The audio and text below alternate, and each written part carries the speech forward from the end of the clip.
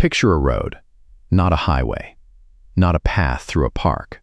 A Roman road, wide enough for 2 carts to pass, paved with stones cut by slaves and laid by soldiers, stretching from Jerusalem outward in every direction like spokes on a wheel.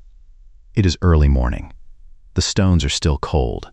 And on this road, or roads like it, 11 men are walking away from the same city. They are not walking together. They are walking apart, north, south, east, west, into territories that have different languages, different gods, different ideas about what a human life is worth. Some of them will never see each other again. Some of them will be dead within a decade. One of them will reach a country so far from this road that Rome does not have a name for it yet. One of them will be skinned alive. One will be crucified upside down and ask for it that way. Not as an act of despair, but as an act of something harder to name. One will die in bed, old and nearly blind, still writing letters to people he loves in a city he can no longer visit. And one, the one who is not on this road, the one who was there for 3 years and then wasn't, one will wish, according to his own actions, that he had never been born.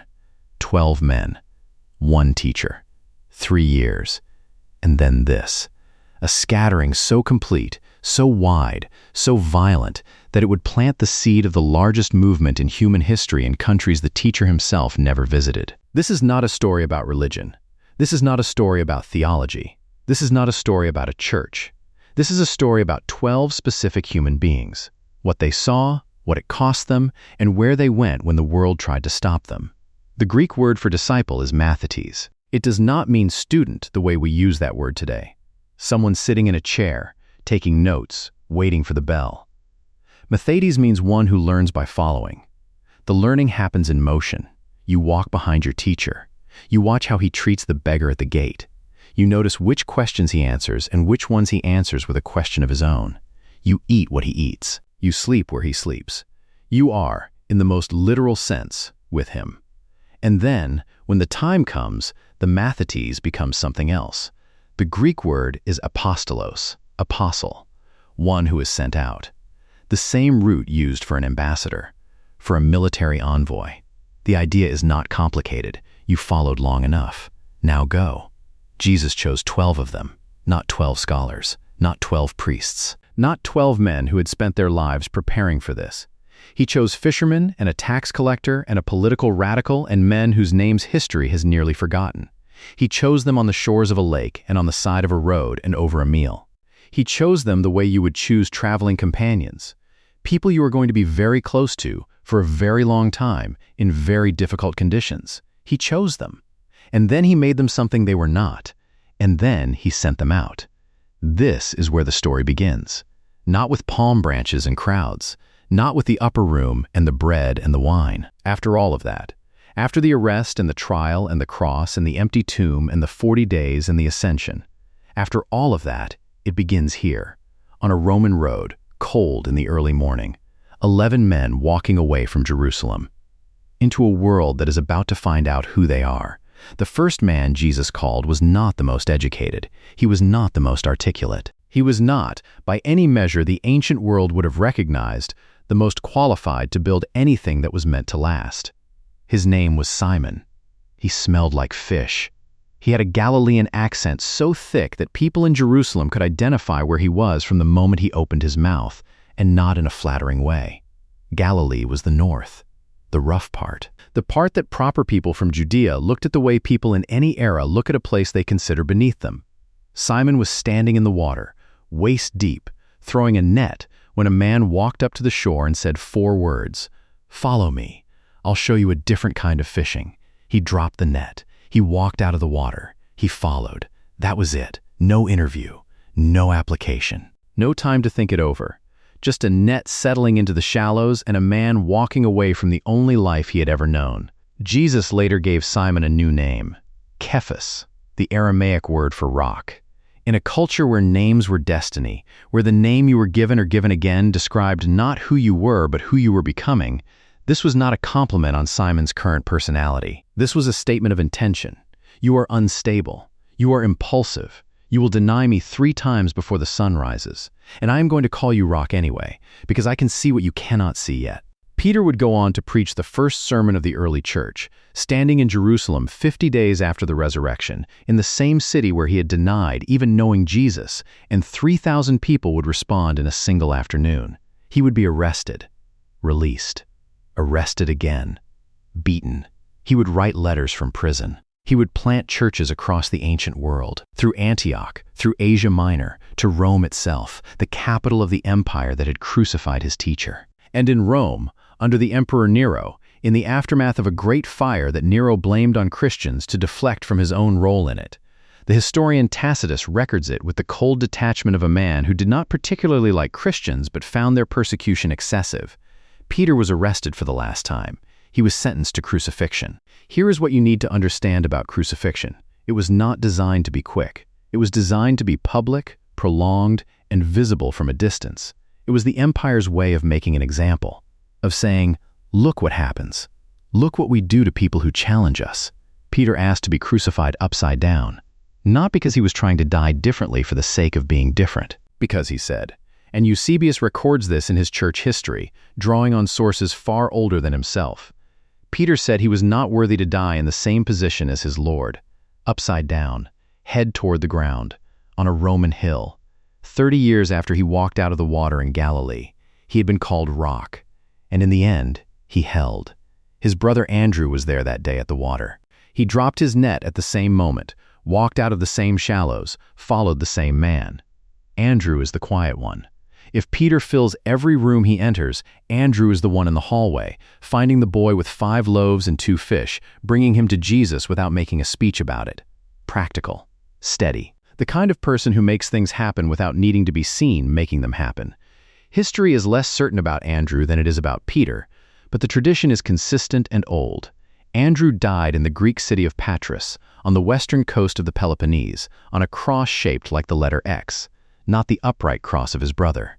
A different shape entirely. The Romans called it a crux decussata. You have seen it on the flag of Scotland, St. Andrew's Cross, white on blue, because the Scottish Church claimed Andrew as their patron 1,000 years after his death.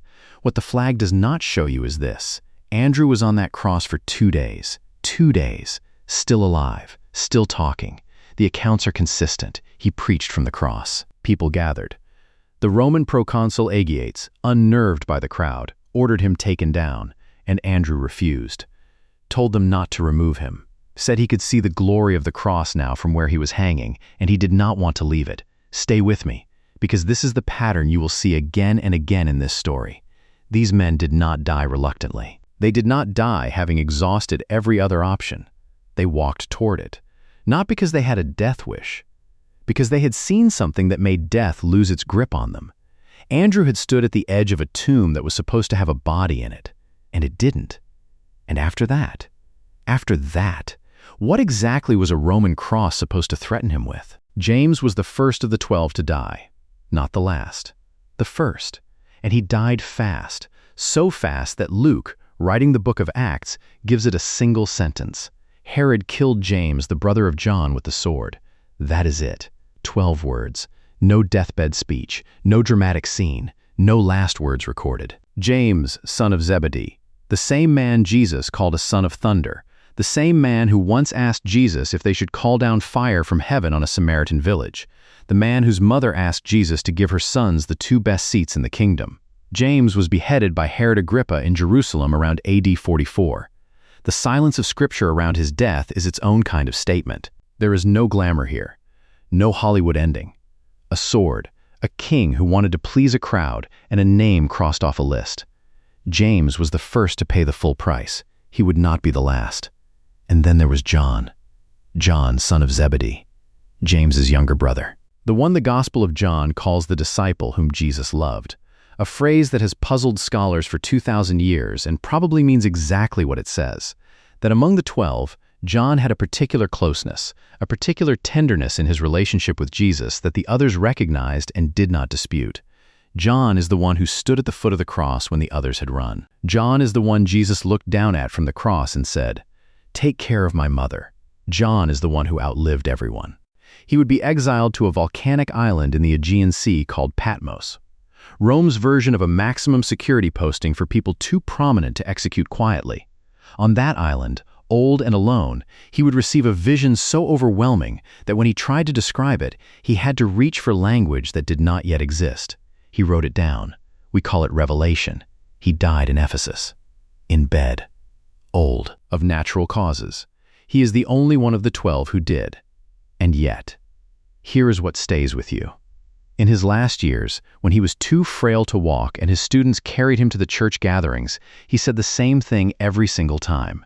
Every time they carried him in, every time people leaned close to hear him, he said it again. Little children, love one another. That was it, just that. Over and over.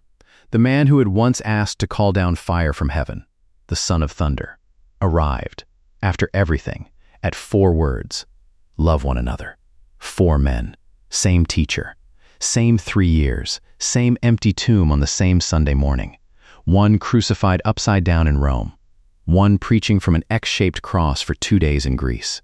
One beheaded in Jerusalem so quickly that Scripture barely pauses to record it. And one, just one, dying in bed, old, still whispering the same 4 words to anyone who would listen. Same starting point. 4 completely different endings.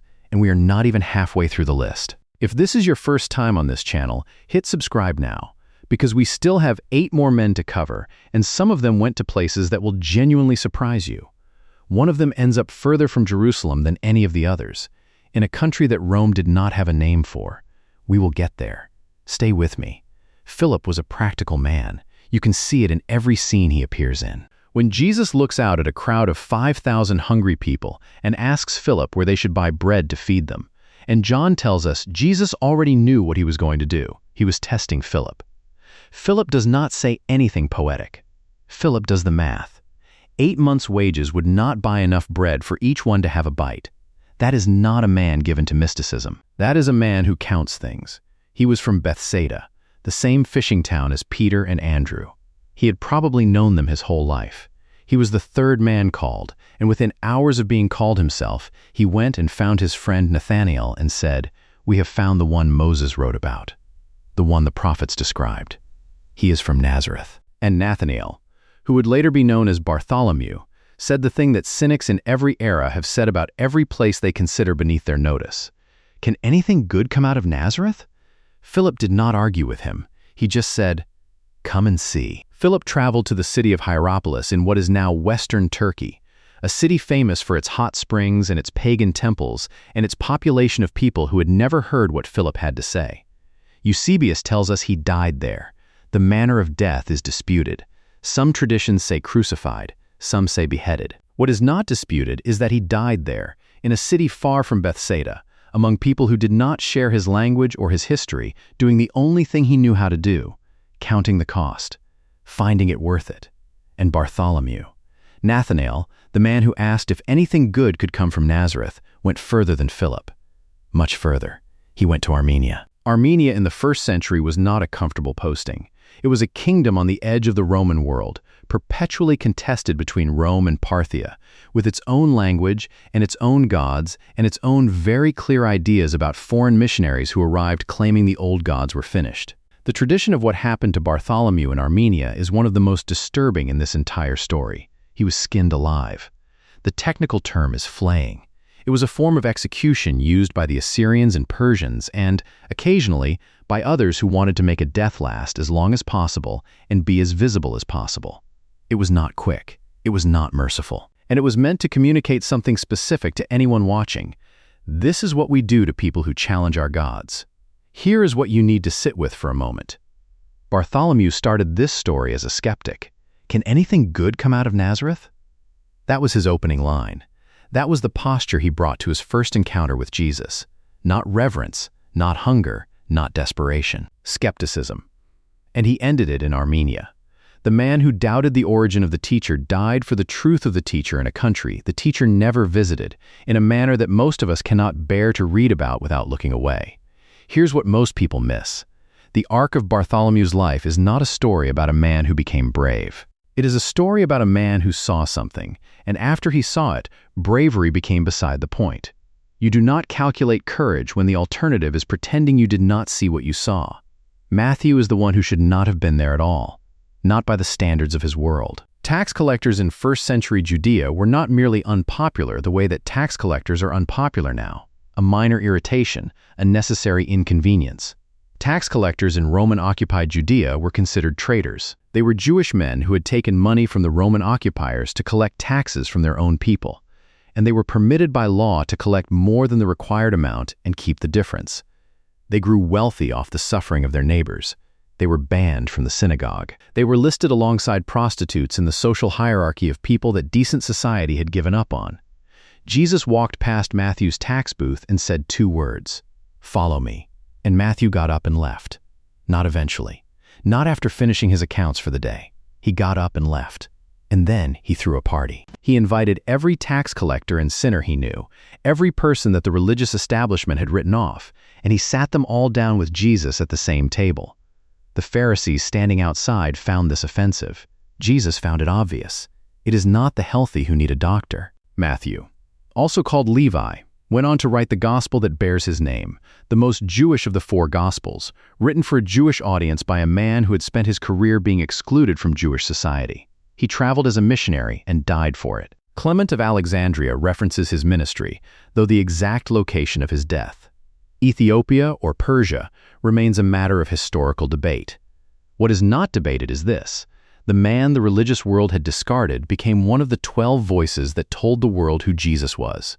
Pay attention to this, because it matters for you, not just for Matthew. James, son of Alphaeus, is the one history almost lost.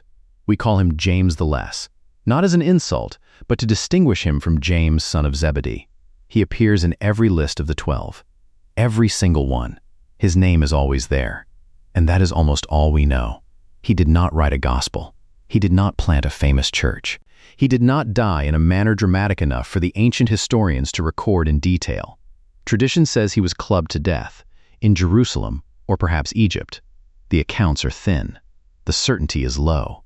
And yet, Jesus knew his name before the world began. Jesus chose him specifically, not as a backup, not as a number to round out the 12, but as a man with a purpose and a calling and a place in the story that no one else could fill. There is something almost unbearably comforting about James the Less, because most of us are not Peter. Most of us are not John. Most of us are not the ones history writes thick chapters about. Most of us are the ones who show up, stay faithful, go where we are sent, and are known completely by the one who called us, even when history forgets our names. James the Less was there. That is enough. That is everything. Thaddaeus and Simon the Zealot are almost always mentioned together, and not just because they appear side by side on the lists. They are the odd pair. Simon was a zealot. This was not a personality descriptor. This was a political affiliation. The Zealots were a movement of Jewish radicals who believed that Roman occupation of Israel was a theological abomination and that violent resistance was not just permitted but required. Simon had likely been, before he met Jesus, a man who believed that the right response to Roman soldiers was a knife in the dark. And Matthew was a man who collected money for those same Roman soldiers. Jesus put them both at the same table, sat them down, made them brothers. If that does not tell you something about what Jesus was building, nothing will. Thaddaeus, also called Judas, son of James, not to be confused with Judas Iscariot, and Simon traveled together to Persia, in what is now Iran. The tradition says they died there together, martyred by a population that had no interest in what they were saying. 2 men who should have been enemies died as brothers, in a country neither of them grew up imagining they would ever see. Here's the part nobody tells you. The most radical thing Jesus did was not the miracles, it was the table. It was putting people in the same room who had every human reason to despise each other and saying, "You are family now, act like it." And they did, all the way to Persia. 10 men, crucified, beheaded, clubbed, skinned alive, speared, died in Persia, died in Armenia, died in Greece, died in Rome, died in bed, whispering 4 words to people who carried him through the door. We have 1 man left who went further than any of them, further geographically, further emotionally, further from everything he started as. And we have 1 man whose story does not end in martyrdom, whose story ends in a field outside Jerusalem with 30 pieces of silver scattered on the ground. If you have been watching this long, do not stop now, because what comes next is the part of this story that will stay with you. And if this video has meant something to you, Share it with one person. Just one. That is all.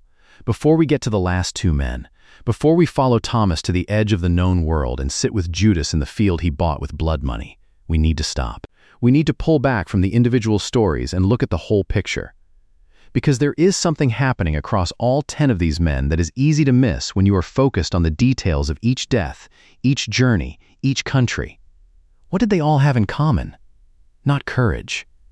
Peter denied Jesus 3 times in a single night. That is not the behavior of a naturally courageous man. Courage came later, and it came from somewhere outside himself, not perfect faith. Thomas. We will get to Thomas. Thomas refused to believe the resurrection had happened until he could put his fingers in the wounds. That is not a man overflowing with effortless belief, not eloquence. Most of them left no writings. Most of them left no recorded speeches. History caught their names and their deaths, and very little in between. This is not a movement built on ideas. This is not a religion built on a book. This is not a philosophy built on argument.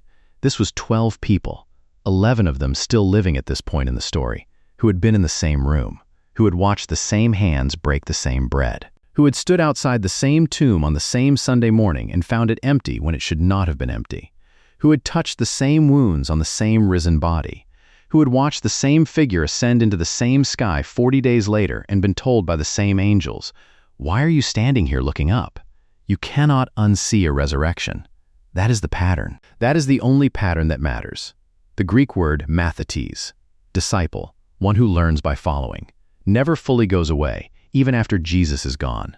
Because what these men were doing in Persia and Armenia and India and Rome was still following, still learning, still moving in the direction of the one who had called them by name on the shore of a lake in Galilee. They were not spreading an idea. They were spreading a testimony.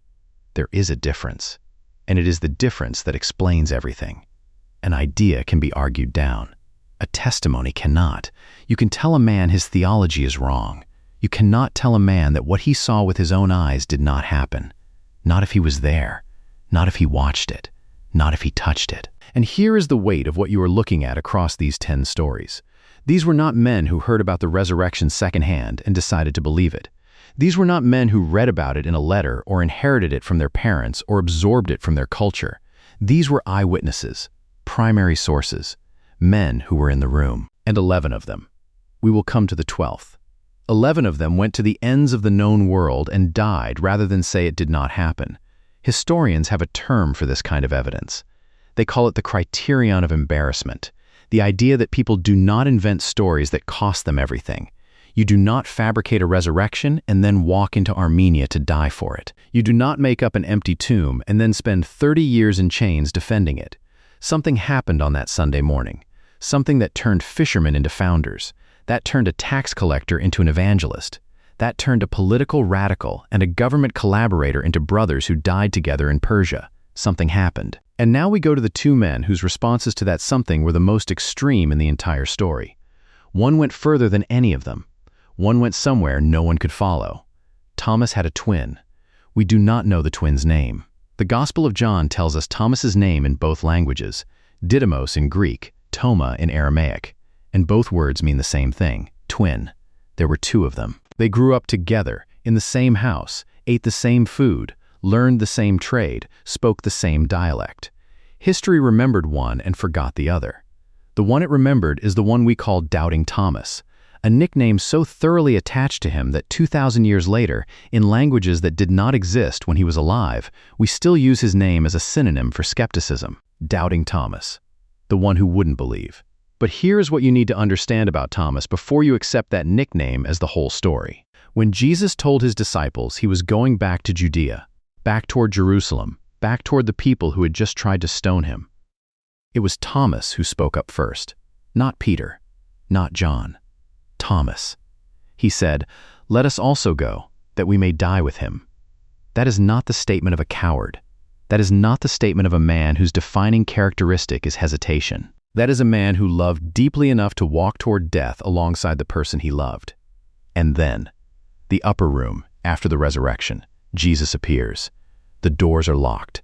Suddenly he is simply there, and he shows them his hands and his side, and the room fills with something the Gospel of John calls joy. And Thomas is not there. We do not know why. We only know he missed it. And when the others tell him, "We have seen the Lord." Thomas says the thing that every honest person has thought at least once in their life when confronted with a claim that defies everything they know about how the world works. "Unless I see the nail marks in his hands, unless I put my finger where the nails were, unless I put my hand into his side, I will not believe." 8 days later, Jesus comes back. Doors locked again. And this time, Thomas is there.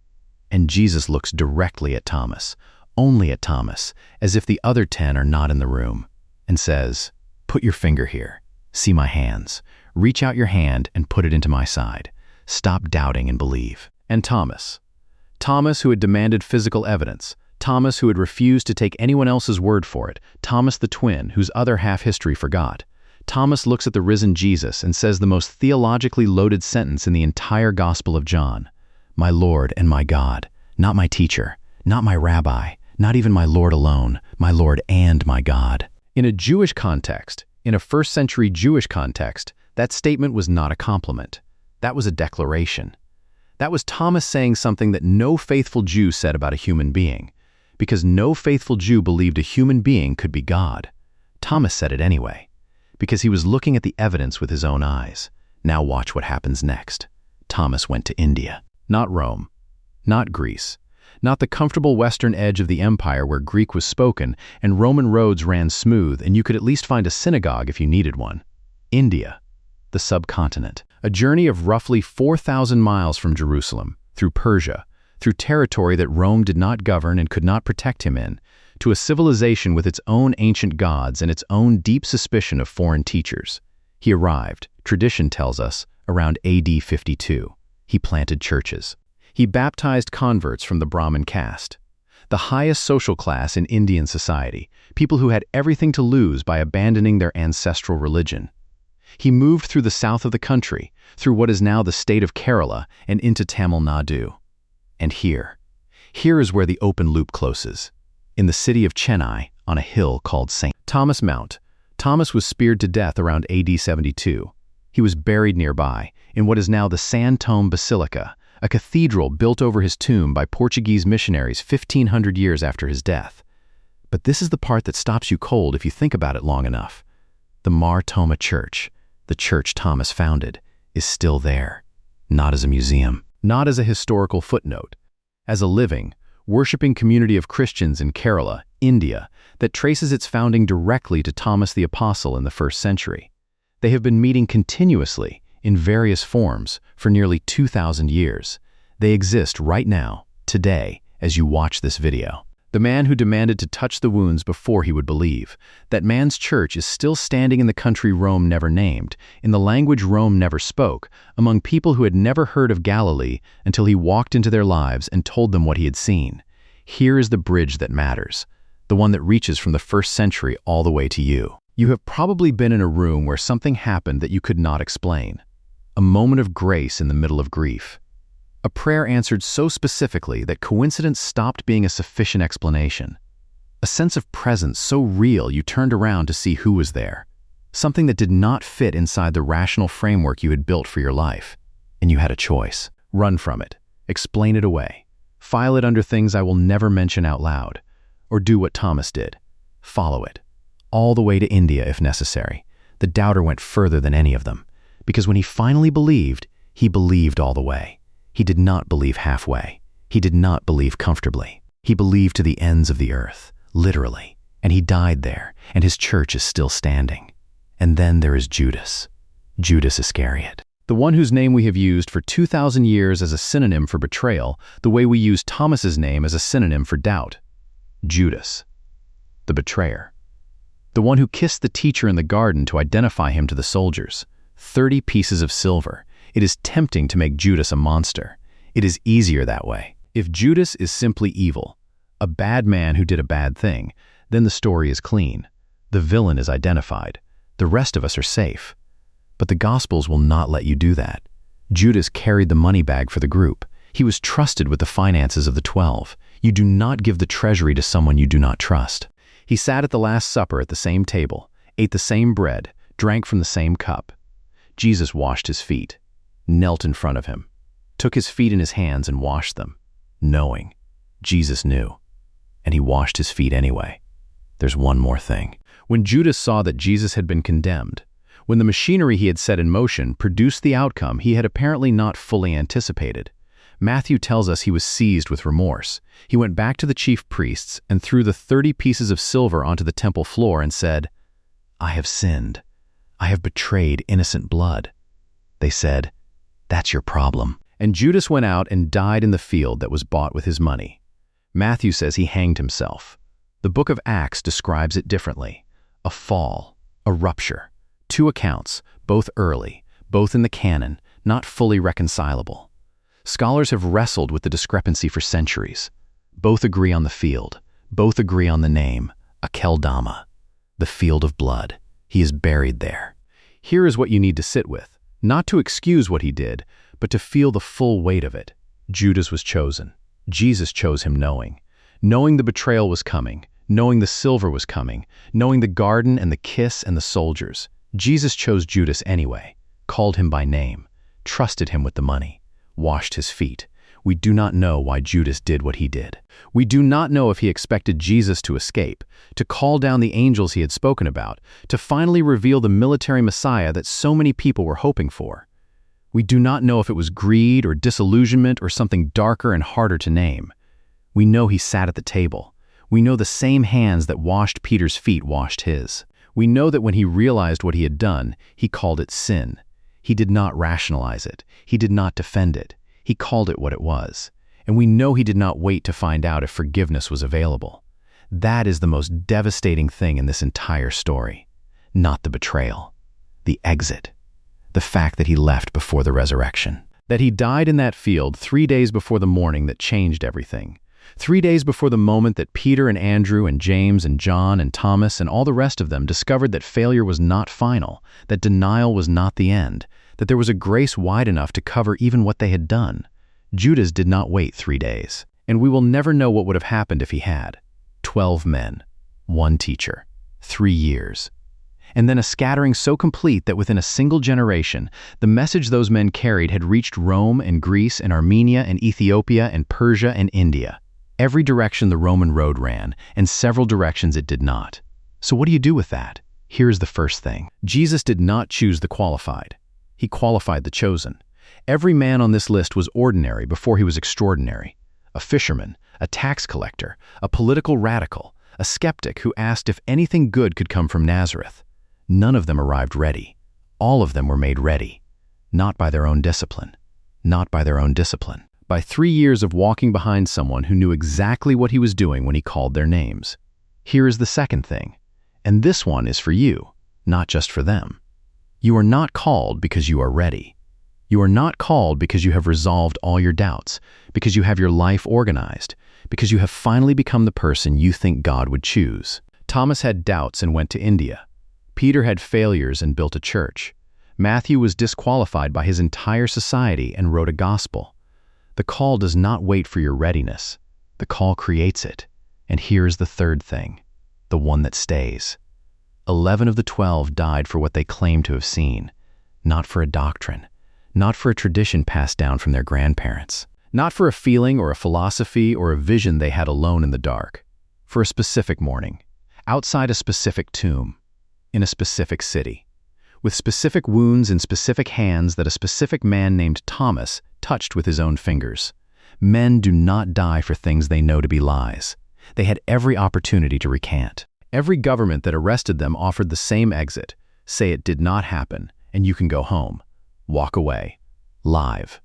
Every single one of them, except the one who left before the resurrection, chose the tomb over the exit.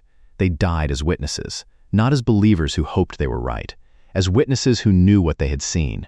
Which of the 12 surprised you most? And why? Tell me in the comments below. I read every one. And I want to leave you with John. Old John. Carried through the door by his students because his legs will not carry him anymore. The son of thunder who once asked to call down fire from heaven. The man who stood at the foot of the cross when the others ran. The only one of the 12 to die in bed. Every time they carry him in, he says the same thing. Not a sermon, not a theology, not a defense of the resurrection or an argument for the faith. Just 4 words, spoken by a man who had seen everything, survived everything, outlived everyone, who had stood at the foot of a cross and watched his teacher die, and then stood at the mouth of a tomb and found it empty. 4 words. Little children, love one another.